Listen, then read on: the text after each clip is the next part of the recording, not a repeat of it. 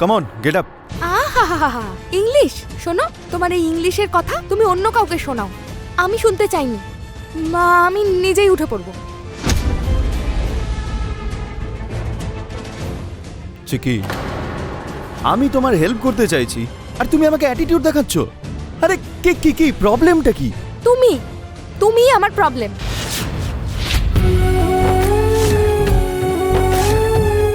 যখন থেকে আমাদের দেখা হয়েছিল তখন থেকেই তুমি আমার উপর রেগেছিলে। তারপরে আমার জন্য চিন্তা করা শুরু করলে। এবার আবার রেগে গেছো। তারপরে এসছো আমাকে হেল্প করার জন্য।